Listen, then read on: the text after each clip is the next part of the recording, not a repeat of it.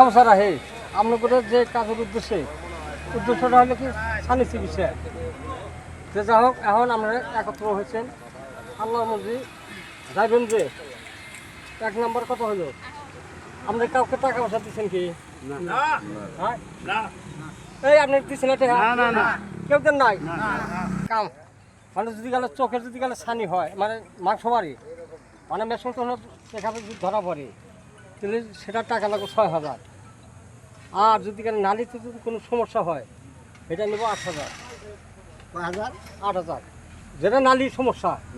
আর যেটা ছানি সেটা একবার রুগীর মানে যাবেন তো আপনার চোখে ভালো লেগে তাই না। যদি চোখে কোনো সমস্যা থাকে হয়তো একদিন রেখে দেবো বা 2 দিনও থাকা লাগতে পারে। হয়তো ব্যাগটা এসে বলে একদিন ধরলেন আপনারা আইসেন না ওই একদিন থাকতে হবে।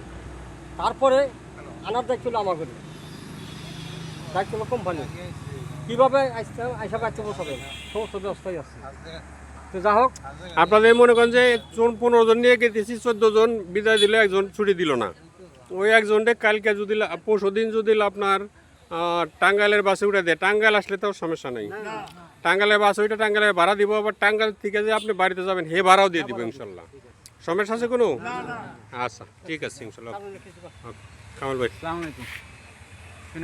ওষুধ প্রয়োগের নিয়ম বলেন খেলে আপনি। কোন নিয়ম বলবো? ওষুধ কীভাবে প্রয়োগ করতে হবে, কী করতে হবে, চশমা কদিন ব্যবহার করতে হবে?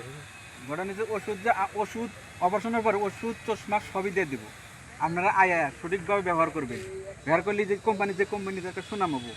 আরও আপনারা যদি ভালো কন আরও 5 জন 10 জন রুগী গরিব মানুষ তারা ছাড়া অপারেশন করতে পারবো ইনশাল্লাহ। দোয়া করি আমরা উনি যে আচার ব্যবহারটা করবো ইনশাল্লাহ আপনাকে মনে থাকবো।